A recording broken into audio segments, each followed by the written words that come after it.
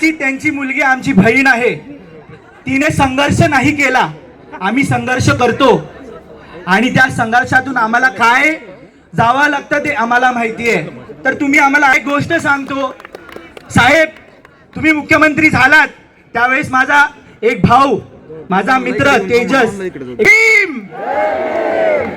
माझं नाव प्रीतेश संजीवनी चंद्रमणी कांबळे आहे.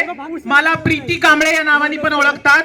पुण्यामध्ये मी एक संस्थापिका, लेखिका म्हणून आणि ऍडव्होकसी लीडर म्हणून कार्य करते. आज या पूर्ण आंदोलनाचा सहभाग व्हायचा मागचा उद्देश माझा हा आहे.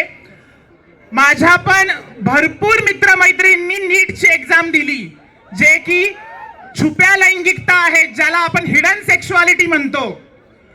अशा व्यक्तींनी पण एक्झाम दिली होती. जवळजवळ तुम्हाला साध्या पॅन्ट शर्ट मध्ये दिसणारे ते आमचेच बंधू भगिनी आहेत. त्या आमच्याच काही लेस्बियन किंवा गे व्यक्तिमत्व आहेत जे समाजामध्ये छुप्या स्वरूपात वावरतात आहेत. त्यांनी ही एक्झाम दिली होती. त्यांनीही मला फोन करून सांगितलं, अगं प्रीती एक्झाम दिली पण पेपर फुटला, आमचं पूर्ण करिअर बर्बाद झालं. ही व्यथा माझ्या समुदायातल्या व्यक्तींची मी इथे मांडण्यासाठी आलेली आहे की शिक्षणापासून माझा समुदायही वंचित होत आहे.